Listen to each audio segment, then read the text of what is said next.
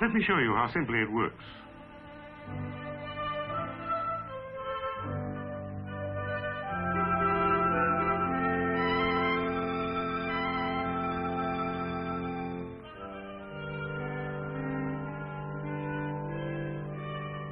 You just sprinkle a little on the turned-up earth and mix it in. Plants thrive in Kryllium-treated soil, and I'll tell you why. When Kryllium enters into clayey soil, a very remarkable thing happens, because Kryllium is made up of molecules that have a very special character. Each molecule of Kryllium is electrically charged, and each molecule exerts a powerful attractive force. When the soil is cultivated, the Kryllium molecules become mixed in with the soil aggregates, and they immediately go to work.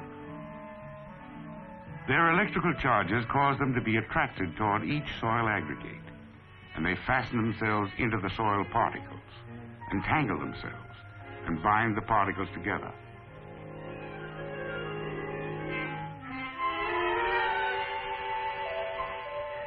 This action goes on all through the soil, and the small aggregates join together to make larger ones.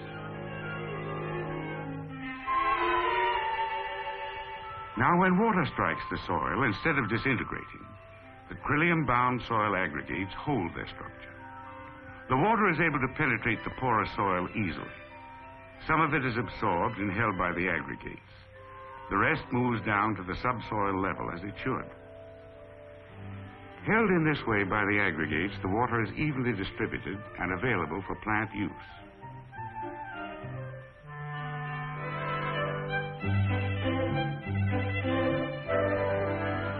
Because the Kryllium-treated aggregates lie loosely against each other instead of caking together, fresh air can move down between them, furnishing oxygen, and the carbon dioxide has a chance to escape. The soil is able to breathe.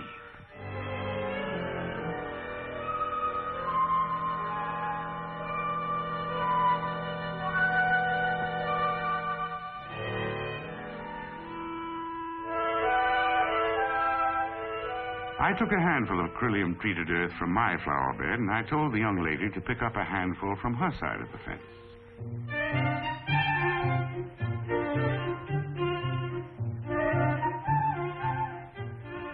Now watch what happens when we water these two samples, I said. The Kryllium-treated soil stays crumbly and porous. Even when I squeeze it, the aggregates don't disintegrate.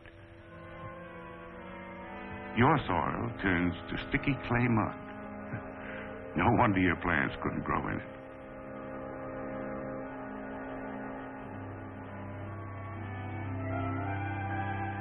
It wasn't too late to start all over again, and this time we were going to do it right. We got the Kryllium and read the instructions that come inside the container.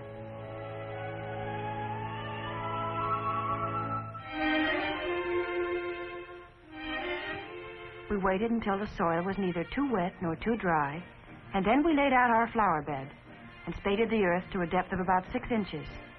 Mr. Harrington told us that would give us plenty of room for root development.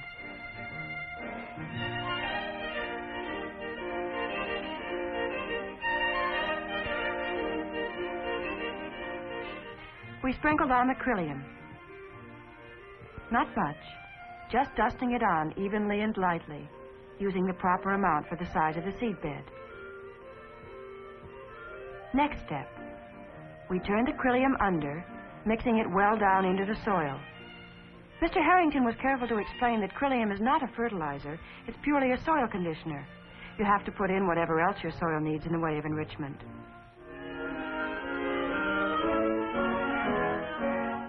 So after we had added the fertilizer, we fined the earth, breaking it up well, and raked it down smooth, so that the little seedlings wouldn't have to knock their tender heads against any big clods on the way up to the surface.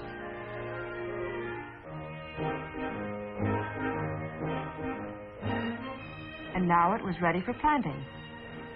I put in lilies, because after all our disappointments, I really did want something proud and spectacular to make up for it.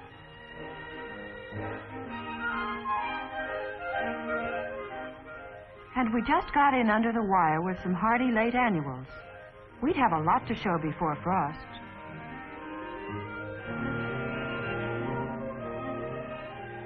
We water the seed bed lightly to start the Krilium working. After a few hours, we'd water it thoroughly again. Jim made a little experiment. He turned the hose on the untreated soil, and it slaked right down into mud. Now that I knew a little bit about it, I was appalled to think how many beautiful flowers we had condemned to death in that clayey soil before we knew about Krilium. The treated soil stayed crumbly and porous, and we knew it was that way right down to the bottom of the bed.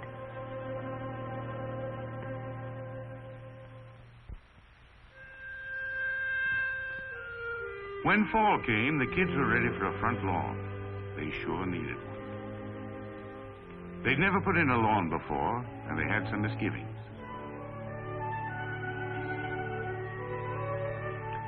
They had a problem, all right. It was quite a slope, and erosion had already gotten a bad start in some spots. If they had let it go, their topsoil would have gradually run right off down the street. Here was a job for Krilium to help with.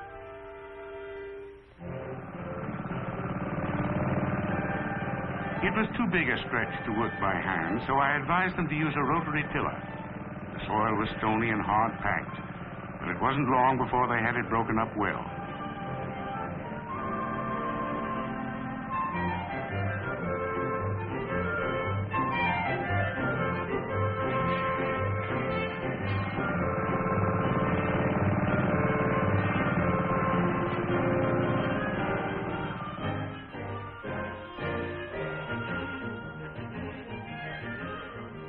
After they'd raked the area smooth, I told them to broadcast their seed.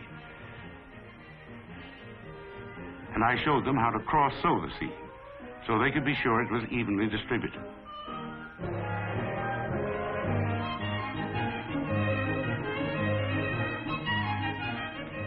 They smoothed out the overseeded spots, firmed down the seeds with an empty water roller. And then on top of it all, I told them to apply their Krilium.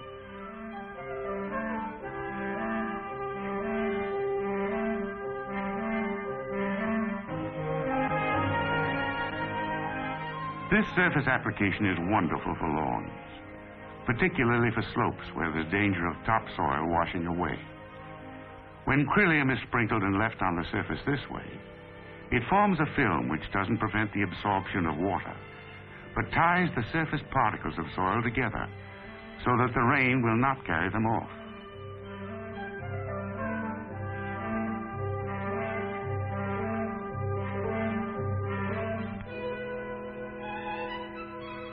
After the Krilium has been spread over the seeded lawn, you spray it lightly, just enough to wet the surface. This activates the Krilium.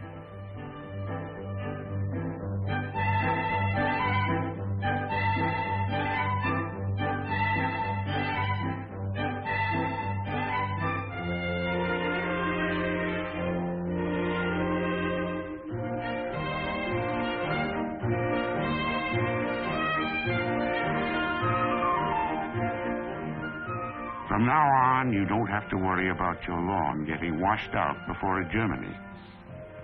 You're all set. Mr. Harrington showed us another way to use Krilium, for planting shrubs and such. First, have your husband dig a fine, deep hole. The exercise will keep him in good condition along with the soil. Check moisture content of soil. See instructions. Mix proper amount of Krilium into soil. Knead well.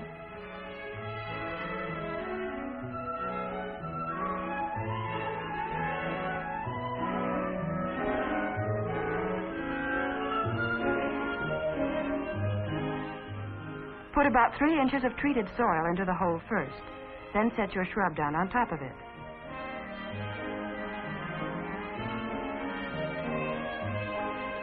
Fill part way with treated soil.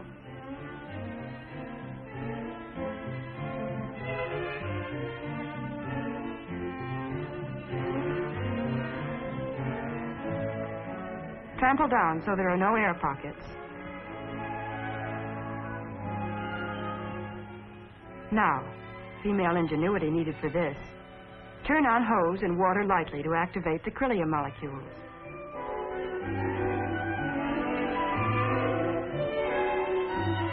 Have husband put in more soil.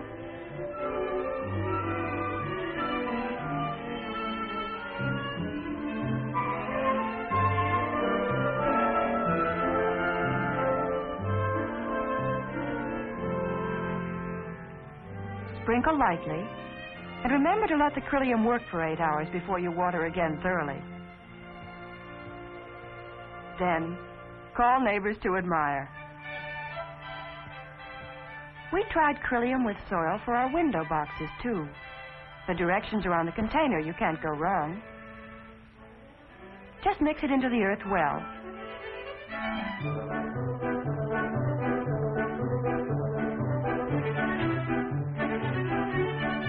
Put in your seeds.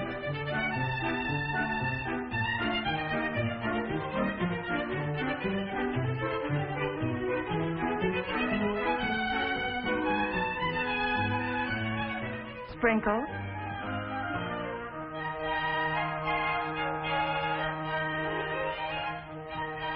And put the box in the window.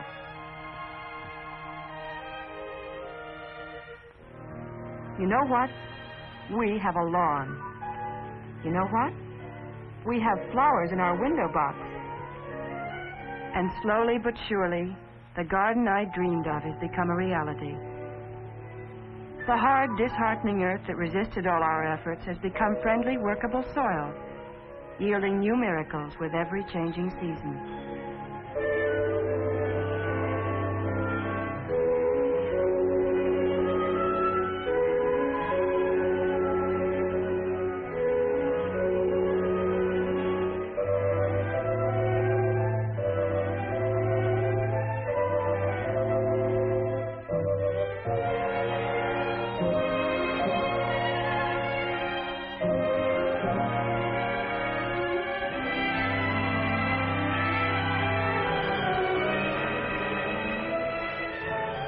Year after year, our garden grows more beautiful. And every year, I observe a very personal anniversary. On this day, I pick an extra lavish bouquet and give it to my neighbor, both in thanks and in memory of a certain bouquet she once gave me before I was garden-wise.